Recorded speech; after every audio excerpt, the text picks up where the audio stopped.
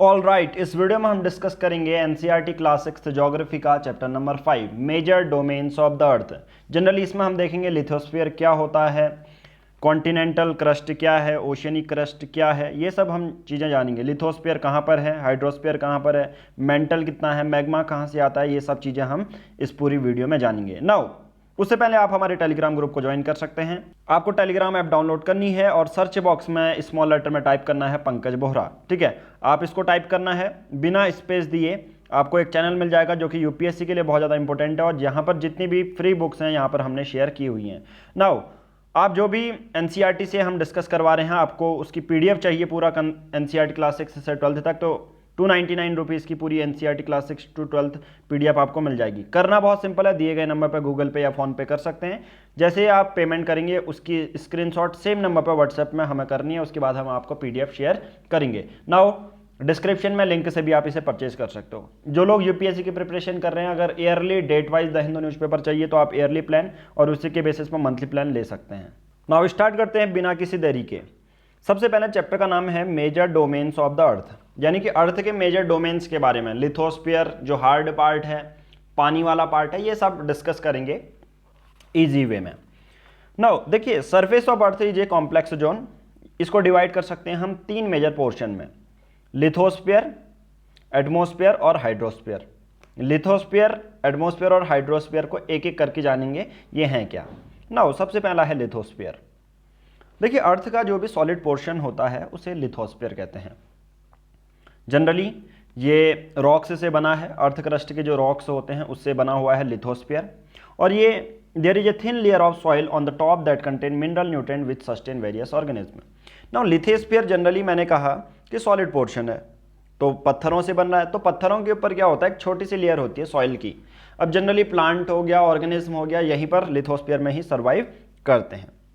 अब हमारा earth surface भी दो पार्ट में डिवाइड है। ठीक है, हमने कहा कि अर्थ सरफेस ये है और अर्थ सरफेस दो पार्ट में फिर से डिवाइड होता है। अर्थ सरफेस बना है एक कॉन्टिनेंट से, एक होता है ओशियन से। कॉन्टिनेंट क्या होता है, जो लैंड मास है हमारा अर्थ का उसे कॉन्टिनेंट कहते हैं। ओशियन बेसिन क्या है, जो वाटर बॉडीज होती हैं हमारी अर्थ की, उसे ओशियन कहते हैं। जहाँ पर आपको इसमें दिख रहा होगा, अगर मैं यहाँ पर जूम इन करूँ तो ये वाला जो पार्ट है, देखिए पैसिफिक ओशन है, तो ये ओशियन बना हुआ है, तो ये ओशनिक क्रस्ट हो जाएगा। अभी इसको मैं गूगल मैप में भी आपको दिखाऊंगा। और जो ये कॉन्टिनेंट है, ठीक है, ये कॉन्टिनेंट है, तो ये हो जाएगा कॉन्टिनेंटल क्रस्ट। अब यहाँ पर देखो, इसके पास में ये लावा फट रहा है, नीचे से मैग्मा है। अब ये कैसे बनते हैं, कैसे नहीं होते हैं, ये हम धीरे धीरे जानेंगे। ठीक है, लिथोस्फीयर मैंने वही बोला ना, अर्थ क्रस्ट की जो रॉक्स से बनी रहती है वो लिथोस्फीयर होती है। अब कितना होता है ये हम आगे आने वाले क्लासेस में धीरे धीरे जानेंगे। ओके, नाउ ये पूरा आप अर्थ देख रहे हैं, जितना भी ये लैंड मास है इसे कॉन्टिनेंटल कहते हैं, कॉन्टिनेंटल। और इसे आप कह सकते हो ओशनिक क्रस्ट, जो ये ओशन पूरा बन रखा है इसे ओशनिक क्रस्ट कहोगे, और जो ये कॉन्टिनेंट है तो कॉन्टिनेंट क्रस्ट इसे बोलोगे। ना उसके बाद फिर से कॉन्टिनेंट को और अच्छे से समझते हैं और ज़्यादा डीप में समझते हैं, स्पेसिफिक इन्फॉर्मेशन जानेंगे। ऑल ओवर पूरे वर्ल्ड में 7 कॉन्टिनेंट हैं जो अलग अलग सेपरेटेड हैं, बीच में लार्ज बॉडीज़ हैं, या तो पैसिफिक ओशन है या बीच में अटलांटिक ओशन है। उसके बेसिस पे हमारी हर एक जो वर्ल्ड में ह्यूज लैंड मास है वो सेपरेट हुआ है ना। 7 कॉन्टिनेंट होते हैं, तो कौन कौन से हैं, एशिया है, यूरोप है, अफ्रीका है, नॉर्थ अमेरिका है, साउथ अमेरिका है, ऑस्ट्रेलिया है और एंटार्क्टिका है। अब धीरे धीरे जो भी इससे रिलेटेड चीज़ें होंगी वो हम एक एक करके डिस्कस करेंगे। ठीक है, तो सबसे पहले मैं आपको बता देता हूँ, ये है एशिया वाला पार्ट। ठीक है, ये है एशिया वाला पार्ट। ठीक है, उसके यहाँ पर आप जाओगे, ये वाला कौन सा हो जाएगा, ये जो मैं आपको दिखा रहा हूँ ये हो जाएगा यूरोप वाला पार्ट। ठीक है, और नीचे ये वाला कौन सा पार्ट है, ये जो हम डिस्कस कर रहे हैं, ये है अफ्रीका पार्ट। जब आप बीच में अटलांटिक ओशन आएगा तो उसके बाद आ जाएगा, ये देखिए, ये है साउथ अमेरिका। इसके ऊपर जाओगे तो ये छोटा सा देखिए लैंड का टुकड़ा इन दो बड़े लैंड मास को जोड़ रहा है, तो इसे इस्तुतमस कहते हैं। क्या बोलते हैं, इस्तुतमस बोलते हैं। ठीक है, ओके, नाउ ये ऊपर वाला हो जाएगा नॉर्थ अमेरिका। ठीक है, एंटार्क्टिका नीचे हो जाएगा ये। ठीक है, ये एंटार्क्टिका हो गया। ओके, तो ये सब चीज़ें हमने देख ली हैं। फिर नाउ एक एक करके हर एक पॉइंट में जो भी इंपॉर्टेंट यूपीएससी प्रीलिम्स में आएगा, डायरेक्ट यूपीएससी मेंस में तो नहीं आता कि कॉन्टिनेंट के बारे में लिखो, बट यूपीएससी प्रीलिम्स में कहीं ना कहीं छोटी छोटी चीज़ें पूछी जा सकती हैं, और यूपीएससी पीसीएस में भी। Okay, now Asia, Asia largest continent है। एशिया 1/3 टोटल एरिया, पूरे अर्थ का 1/3 एरिया है एशिया का। सबसे बड़ा लार्जेस्ट कॉन्टिनेंट है एशिया है। नाउ एशिया पूरा ईस्टर्न हेमिस्फीयर में पड़ता है, यानी कि ईस्टर्न हेमिस्फीयर का मतलब क्या होता है, जैसे हमारा यहाँ पर यूनाइटेड किंगडम है, हमारा यहाँ पर क्या है, यूनाइटेड किंगडम है, उसके बेसिस पे ग्रीनविच गई हुई है, तो यहाँ पर उसके ईस्ट में क्या है, ईस्टर्न हेमिस्फीयर में पूरा एशिया है। नाउ उसके बाद छोटी छोटी चीज़ें हैं, जो ट्रॉपिक ऑफ कैंसर है वो इस पूरे रीजन से, एशिया रीजन से पास होता है।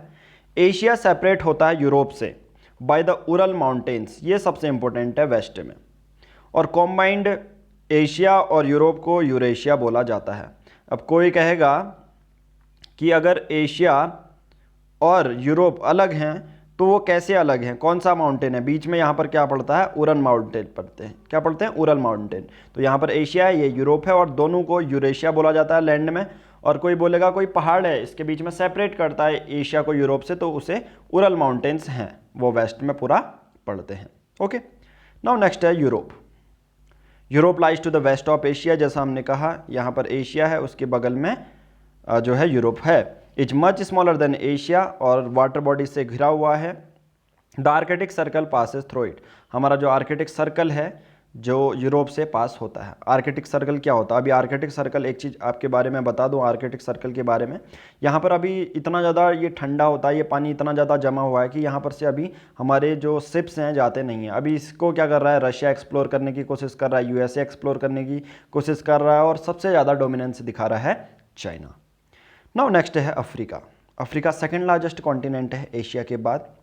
मेजर पोर्शन अफ्रीका का नॉर्दर्न हेमिस्फीयर में लाई करता है, और जो इक्वेटर है, इक्वेटर यानी क्या होता है, 0 डिग्री, वो कहाँ से जाती है, इस कॉन्टिनेंट के बीचों बीच से जाती है, सबसे इंपॉर्टेंट बात।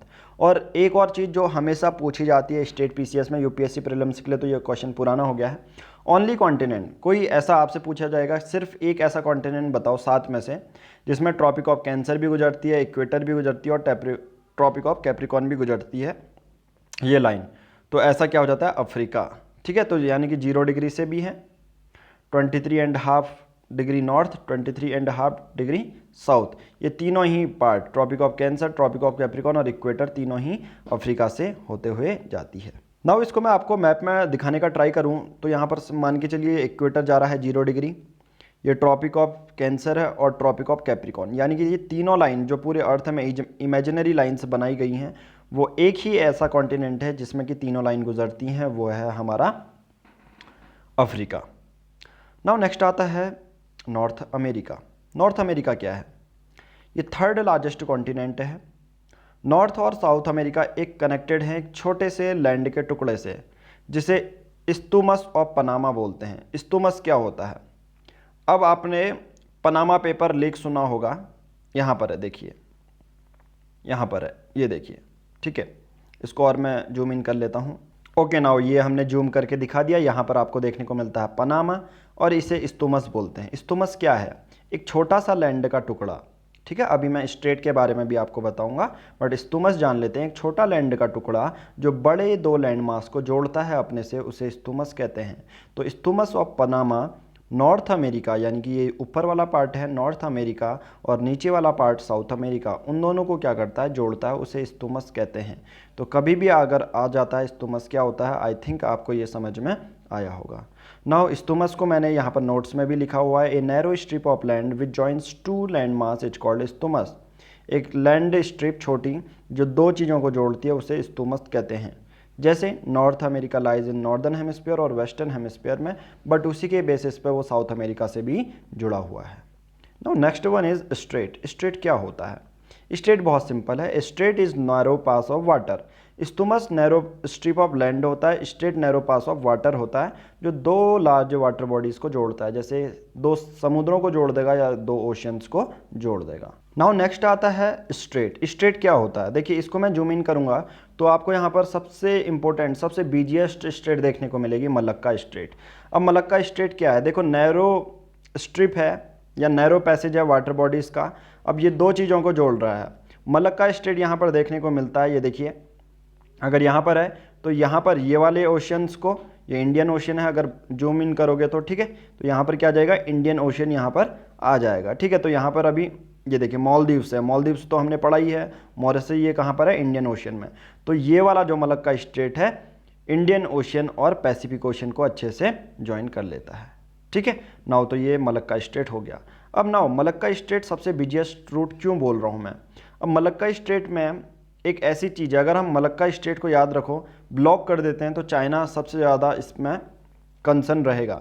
अब चाइना इसलिए साउथ चाइना सी में यहाँ पर डोमिनेंस दिखाता है ताकि अपना मलक्का स्ट्रेट में और ज़्यादा जो है डोमिनेंस दिखा पाए, और मलक्का स्ट्रेट को अगर वो कैप्चर कर लेता है, सपोज यहाँ से मान के चलिए, तो यहीं पर से चाइना के जितने भी शिप्स हैं वो जाते हैं all over the world trade के लिए। ओके नाउ आगे बढ़ते हैं साउथ अमेरिका में। साउथ अमेरिका पूरा साउदर्न हेमिस्फीयर में पड़ता है और जनरली ये कॉन्टिनेंट दो ओशन से घिरा हुआ है।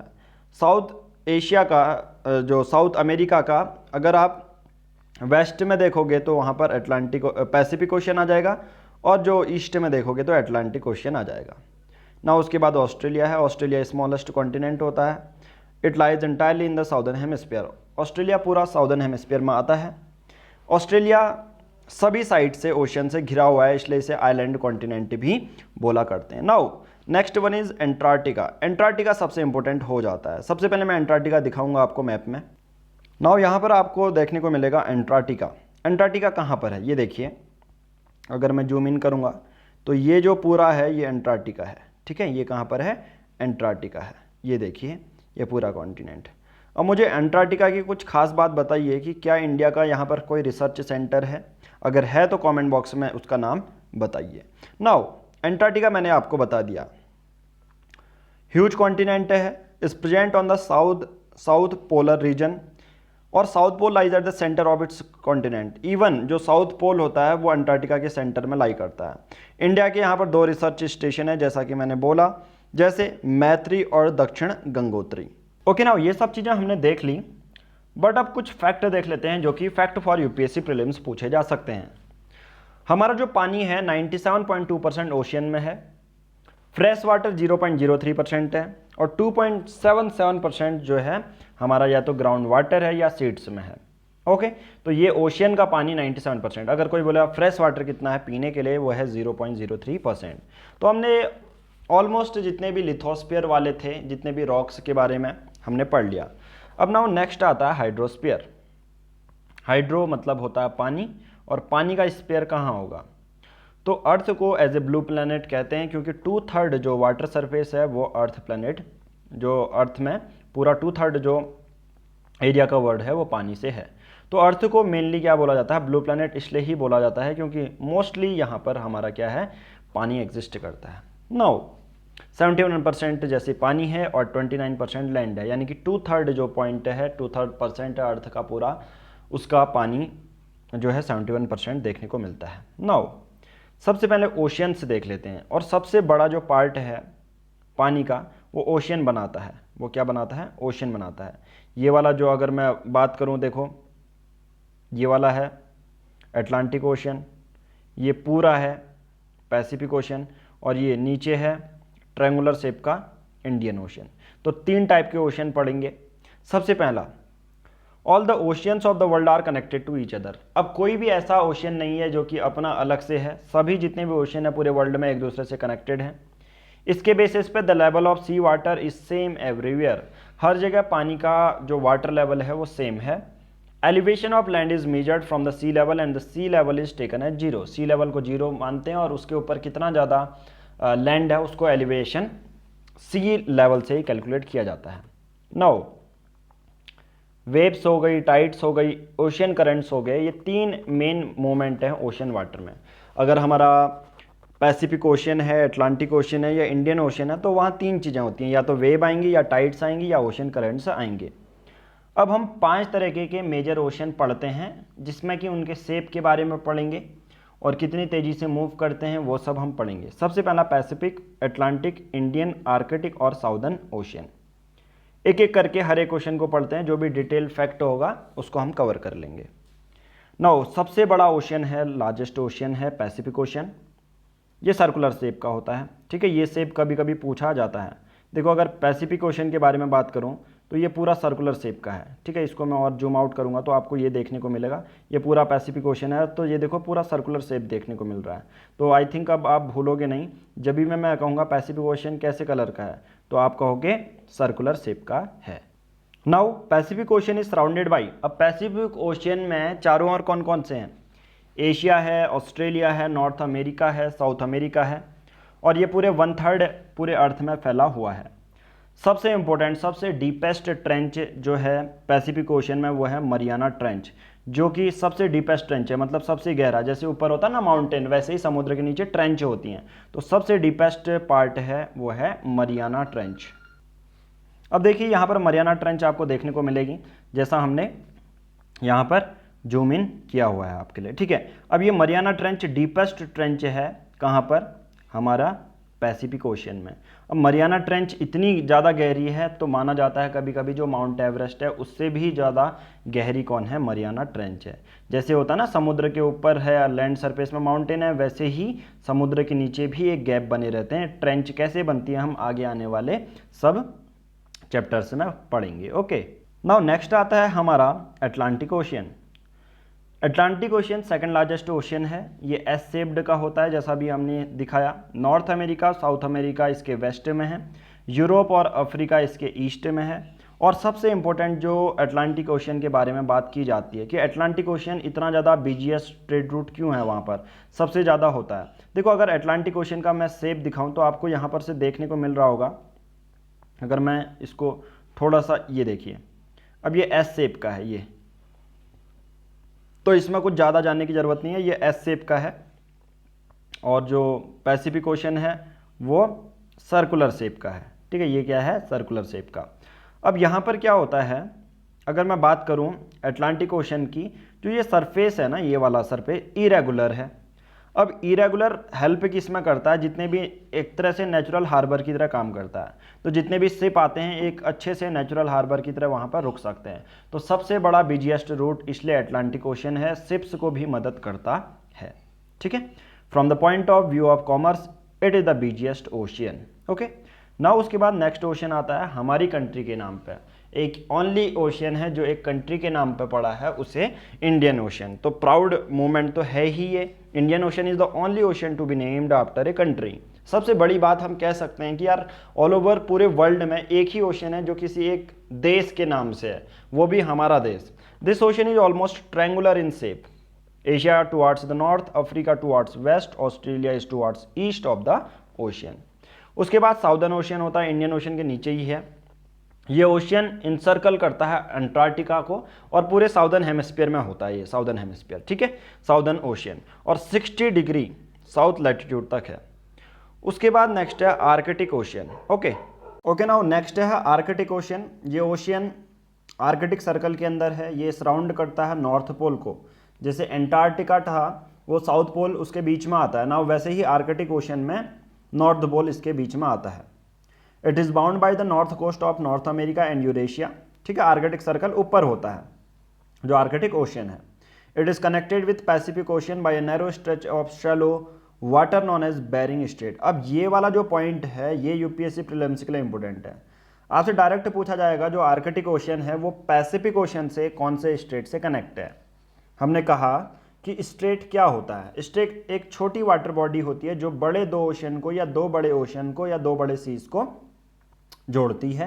नाउ पैसिफिक ओशन को आर्कटिक ओशन से जोड़ने वाली कौन सी स्ट्रेट है? बेरिंग स्ट्रेट है। कौन सी स्ट्रेट है? बेरिंग स्ट्रेट है। नाउ जो आपको अभी मैप में देखने को मिल रहा है वो जो छोटी वाटर बॉडी है ये नैरो पैसेज है। अब ये दो ओशन को कनेक्ट कर रही है। अब ये बेरिंग स्ट्रेट है, तो कौन कौन सी चीज़ें हैं? ये है, एक है नीचे वाला पैसिफिक ओशन और ऊपर वाला है आर्कटिक ओशन। अब इन दोनों को जो ज्वाइन करता है वो है बेरिंग स्ट्रेट। ओके, तो ये चीज़ भी याद रखनी है। अब कभी कभी आप एसएससी का एग्जाम देते हैं और दूसरे एग्जाम देते हैं, आपसे पूछ लिया जाता है कि जो एडमंड हिलैरी हैं वो न्यूजीलैंड के हैं, तेंजिंग नोर्गे शेरपा इंडिया के हैं। Were the first man to climb the highest mountain peak Mount Everest on the planet earth on the 29 May 1953। 1953 में 29 मई को ये माउंट एवरेस्ट सबसे आसमान में अर्थ सरफेस के ऊपर जो है माउंट एवरेस्ट सबसे ऊंचाई चोटी है। उसके बाद जो दूसरे का नाम याद रखना है, जुंको ताइबी, वो है जापान की। वो the first women to reach the summit on 16 May 1975। पहली महिला अगर पूछा जाए तो उनका नाम है जुनको ताइबी। ओके, पहली फर्स्ट इंडियन वीमेन के बारे में बात करें तो पूरे वर्ल्ड में तो जिनको ताइपी जापान की हैं, इंडियन वीमेन हैं, जो कि 23 मई 1984 को चढ़ी थी हाईएस्ट पीक में बछेंद्री पाल। ओके, तो हमने लिथोस्फीयर पढ़ लिया, हाइड्रोस्फीयर पूरा पढ़ लिया है। नाउ लास्ट है एटमॉस्फेयर, उसके बाद ये चैप्टर हम खत्म करेंगे। एटमॉस्फेयर, एटमॉस्फेयर बहुत ज़्यादा इंपॉर्टेंट रोल प्ले करता है। अगर अर्थ इन्वायरमेंट के बारे में बात करें तो जो हमारा एटमॉस्फेयर है वो 1600 किलोमीटर तक फैला हुआ है। टेम्परेचर जैसे जैसे हम याद रखना, जैसे जैसे ऊपर को जाओगे टेम्परेचर भी घटता जाएगा, ठीक है, जैसे जैसे ऊपर को जाओगे टेम्परेचर घटता जाएगा। इसके पीछे रीज़न क्या है? बहुत सिंपल सा रीज़न है। यहाँ पर हमारा सन है, सन डायरेक्ट ऐसे गर्म नहीं करता। यहाँ पर अगर लैंड है तो सबसे पहले सन की रेज लैंड के अंदर जाएंगी, फिर यहाँ पर से लोअर लेवल से गर्म होते रहता है। तो सिंपल सी बात है, हमारा एटमॉस्फेयर 1600 किलोमीटर तक एक्सटेंड है। सबसे पहले ये बात सुन लो। दूसरा ये है टेम्परेचर डिक्रीज होता है जैसे जैसे हम अपवर्ड को मूव करते रहते हैं। Now atmosphere is made up of air which is composed of many gases, dust particle और वाटर वेपर। तो कंपोजिशन जो एयर की है, जो नीचे होती है डेंसिटी ज़्यादा होती है एयर की, और ऊपर जो डेंसिटी होती है वो कम होती है। नीचे गैसेज ज़्यादा है, ऊपर जैसे जैसे जाते हैं एयर के मॉलिक्यूल्स से कम रहते हैं। एयर का कंपोजिशन क्या है? हमारी हवा में 78% नाइट्रोजन होता है, 21% ऑक्सीजन होता है, और रेस्ट 1% जो रिमेनिंग गैसेज होती हैं जैसे CO2, आर्गन और दूसरी गैसेज होती हैं। तो सोच लो कार्बन डाइऑक्साइड कितनी ज़्यादा कम होती है। नाइट्रोजन क्या है? नाइट्रोजन हमको तो उतना ज़्यादा नहीं चाहिए, बट प्लांट्स के लिए एक बिल्डिंग ब्लॉक ऑफ मॉलिक्यूल हम कह सकते हैं, क्योंकि प्लांट डायरेक्टली हमारा एटमॉस्फेयर से तो नाइट्रोजन नहीं लेते, बट बहुत सारे बैक्टीरिया काम करते हैं जो एटमॉस्फेरिक नाइट्रोजन को उनके लिए कन्वर्ट करके देते हैं। बट नाइट्रोजन जरूरी क्यों होता है? क्योंकि इंपॉर्टेंट प्लांट मॉलिक्यूल के लिए बहुत ज़्यादा जरूरी है। ऑक्सीजन तो आप सबको पता है, हर एक लिविंग बीइंग रेस्पिरेशन करता है ऑक्सीजन की हेल्प से। इवन बहुत सारे फ्यूल्स को भी जलाने में ऑक्सीजन की ज़रूरत ही होती है।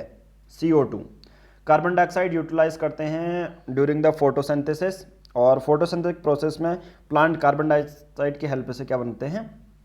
फूड बनाते हैं। लेयर्स ऑफ एटमॉस्फेयर, एटमॉस्फेयर बहुत सारी लेयर में डिवाइड है। सबसे जो नीचे वाली लेयर होती है उससे क्या कहते हैं? ट्रोपोस्फियर। ओके, नाउ जैसा कि हम हर एक वीडियो लेक्चर में ये दिखाते हैं कि हम ये इंश्योर करते हैं कि आपकी NCERT ज्योग्राफी भी कंप्लीट हो रही है, जो भी NCERT में मेंशन है। लिथोस्फीयर, एटमॉस्फेयर, हाइड्रोस्फीयर हमने देखा। अब एक और चीज़ आपको याद रखनी है, जैसे जो ज्योग्राफी वर्ड था वो इंग्लिश वर्ड है, बट उसका ओरिजिन क्या है? ग्रीक है। तो वैसे ही इन द ग्रीक लैंग्वेज लिथोस का मतलब होता है स्टोन, एटमॉस का मतलब होता है वेपर, और हुडोर का मीन्स होता है वाटर, और बायोस का मतलब होता है लाइफ। तो ये जनरली ये जितने भी वर्ड होते हैं ज्योग्राफी से रिलेटेड वो ग्रीक वर्ड से आए होते हैं। नाउ ये सब कर लिया एशिया, यूरोप, अफ्रीका के बारे में। ये वाला भी फैक्ट अभी हमने इंक्लूड किया है अपने जो नोट्स में। नाउ उसके बाद स्ट्रेट भी हमने देख लिया है, ठीक है। स्तुतमस क्या होता है, स्तुतमस वो भी हमने देख लिया है। बट अभी हमने जो डिस्कस करना है वो हमारा कौन कौन से एटमॉस्फेयर में जो लेयर होती हैं। ओके, नाउ जो सबसे पहली लेयर है वो है ट्रोपोस्फियर, फिर है स्ट्रेटोस्फियर, फिर है मीजोस्फियर, और फिर है थर्मोस्फियर, फिर है एक्सोस्फियर, ठीक है। ये सब लेयर आपको देखने को मिलती है। नाउ लेयर्स ऑफ एटमॉस्फेयर में एक एक करके ये चीज़ें करते हैं। सबसे पहले ट्रोपोस्फियर बॉटम में है, उसके बाद स्ट्रेटोस्फियर, उसके बाद मीजोस्फियर, थर्मोस्फियर और एक्सोस्फियर। अब जैसा मैंने ये भी बताया था कि जो डेंसिटी होती है एटमॉस्फेयर की हाइट के बेसिस पे चेंज रहती है। मैंने ये बोला था कि ज़मीन में यानी कि ग्राउंड लेवल पे एयर के बहुत ज़्यादा मॉलिक्यूल होते हैं, तो एयर की डेंसिटी बहुत ज़्यादा होती है, और जैसे जैसे हम ऊपर को जाते रहते हैं जो डेंसिटी है वो कम होते रहती है। उसके बाद टेम्परेचर तो आपको पता ही है, जैसे जैसे ऊपर जाएंगे टेम्परेचर भी कम होते जाएगा। अब हमने ये बोला एटमॉस्फेरिक प्रेशर, जैसे जैसे हम ऊपर को चढ़ते रहते हैं तो एटमॉस्फेरिक प्रेशर कम होते रहता है। तो जैसे हम माउंटेन्स में जाते हैं तो सब लोग सिलेंडर लेके क्यों जा रहे हैं? ऑक्सीजन सिलेंडर लेके इसलिए जाते हैं ताकि माउंटेन में एटमॉस्फेरिक प्रेशर कम है, वहाँ पर एयर के कम मॉलिक्यूल्स हैं as compare to ground level. So वो लोग ऑक्सीजन सिलेंडर कैरी करके जाते हैं, जो कि हाई अल्टीट्यूड में उनको मदद करता है। ओके, नाउ एयर हमेशा मूव करती है हाई प्रेशर से लोअर प्रेशर, और उसी मूविंग एयर को क्या कहते हैं? विंड कहते हैं। लास्ट टॉपिक है हाइड्रोस्फीयर। हाइड्रोस्फीयर तो पता ही है 71% अर्थ सरफेस में पानी होता है, 97% टोटल वाटर अवेलेबल है पर ओशियंस और सीज में है, ठीक है। लास्ट में बायोस्फीयर। बायो का मतलब ग्रीक वर्ड जो है बायो का मतलब होता है, बायोस का मतलब होता है लाइफ। तो यानी कि मतलब एक ऐसा जोन जहां पर लाइफ एग्जिस्ट करती है। तो narrow contact zone between lithosphere, hydrosphere and atmosphere are called biosphere. Okay, तो यही है, लाइफ एग्जिस्ट करती है इस जोन में। A variety of organism exist on the earth, all the living being are linked to each other for their survival, they are linked to the various non living thing for their survival. अब यहाँ पर एक और चीज़ याद रखना, Andaman and Nicobar island जो है submerge under water में आ चुका है। इवन जब सुनामी आई थी तब भी अंडमान एंड निकोबार जो आइलैंड है वो सबमर्ज हुआ था। तो आज की इस वीडियो में इतना ही, थैंक यू।